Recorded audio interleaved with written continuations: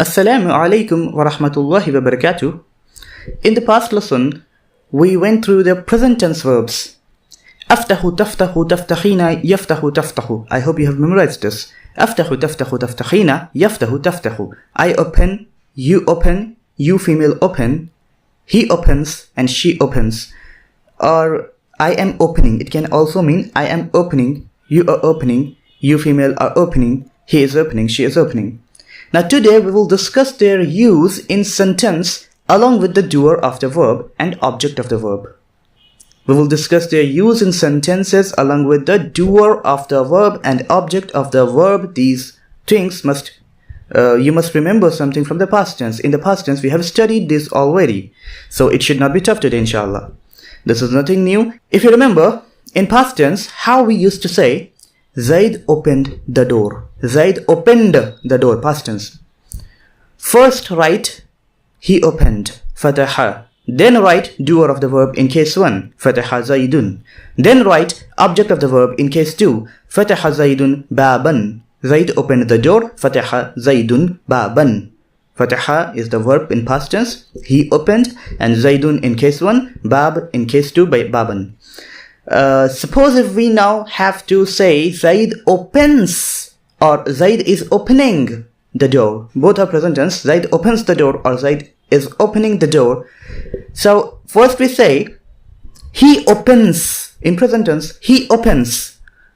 Yaftahu. Right? Aftahu, taftahu, taftahina. Yaftahu, taftahu. So we write he opens. Yaftahu. Then we write who is opening. The doer of the verb in case 1, who is opening? In case 1, yaftahu Zaidun. Then we write what is opened. What is being opened? The object of the verb in case 2. So yaftahu Zaidun baban. Yaftahu, the verb in present tense, he opens, along with plus Zaidun in case 1, doer of the verb in case 1, and baban, the object of the verb in case 2. If you didn't understand this, then revisit lesson number 33 for the use of doer of the verb and lesson number 34 for the use of object of the verb. Inshallah, you will get it back again. Now quickly, just like in past tense, when the doer of the verb was feminine, like Fatima opened the door. Fatima opened the door. When the doer of the verb Fatima is feminine, female, we first said, in past tense I'm saying, Fatima opened the door. I'm saying, we first say she opened, not he opened, but she opened, because the doer of the verb is Fatima. So she opened, fatahat. Then we write doer of the verb in case 1, Fatimatu. Fatima is an exceptional ism. So Fatimatu, Fatimata, Fatimata in case 1, 2 and 3. So fatahat Fatimatu baban. Object of the verb bab in case 2. Fatahat Fatimatu baban. So fataha Zaidun baban, fatahat Fatimatu baban. Now just the same way in present tense as well. Fatima opens the door. Fatima is opening the door. Both are present tense. Both will be written exactly the same. Taftahu Fatimatu baban. Okay? Taftahu Fatimatu baban. Why taftahu? Do you know? Remember, taftahu means both you open and she opens. Aftahu taftahu, taftahina yaftahu taftahu. So taftahu is she opens as well. So if I have to say Fatima opens the door, I will first say she opens, and that is taftahu. Aftahu taftahu, taftahina yaftahu taftahu. So taftahu Fatimatu baban. I hope you must have got this. Also, one thing you should, this is not new, but you should understand this by yourself. As I mentioned it in the past tense as well. Yaftahu doesn't only mean he opens, but it also means it opens. Not just he opens, but it opens. If we say, let me give another example. If we say ja'ala means to make.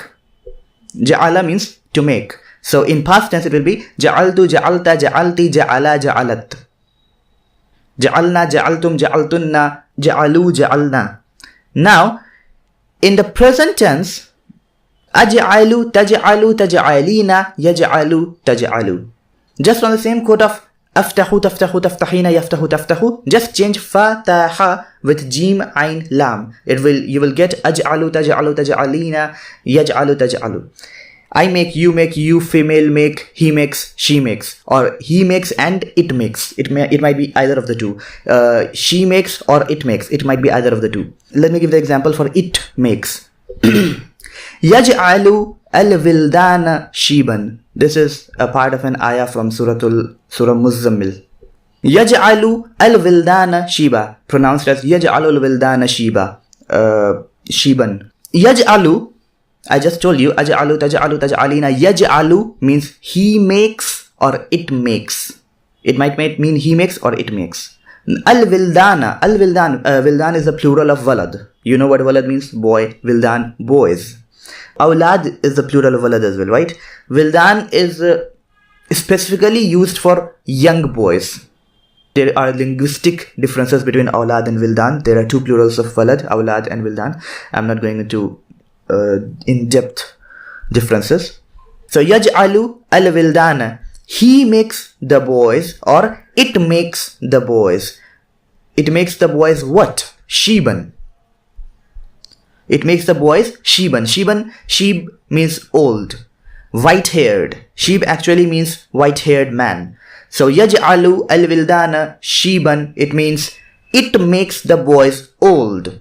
It makes the boys white-haired. If you read the context, then here it refers to the day of judgment. So how the scholars have interpreted is the day of judgment is so fearful that even the young boy's hair will turn white due to the fear on that day. But in this sentence, let me also point out, this is interesting. This is something new for you. I think this is new. I haven't taught this. Yaj'alu al-wildana shiban. Here yaj'alu is present tense verb. We know this. Al-wildana is the object of the verb. But what is shiban? Shiban, this is something that I called extra information. Extra information about the object of the verb. It makes the boys what? It makes the boys what? Yaj'alu wildana what? It makes the boys what? Sheeb. It makes the boys sheeb. Now we write sheeb in case 2.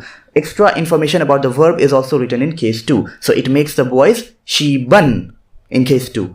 Extra informations are in case 2, just like object of the verb. So because these extra informations are the extra information of the object of the verb. So object of the verb is in case 2 and these are in case 2. Extra informations are also in case 2. There will be a difference. The difference will be that the object of the verb, if it is definite, the extra information will be indefinite or vice versa. Or the difference might be in the masculinity, femininity, or the difference might be in singularity, plurality, duality. There will be some difference. Why I'm saying there will be some difference? Because if there is no difference, then the extra information will look like an adjective for the object of the verb. Because when two ism have the same characteristics of ism, then the second ism is an adjective for the first ism, first noun. So there will be some difference in the characteristic of ism, and that will indicate that this is an extra information. If you understood this, then mashallah, you have a good brain, good memory, you remember the characteristics of ism, mashallah. If you do not understand this, I will explain it again, so don't worry. So that's all for today.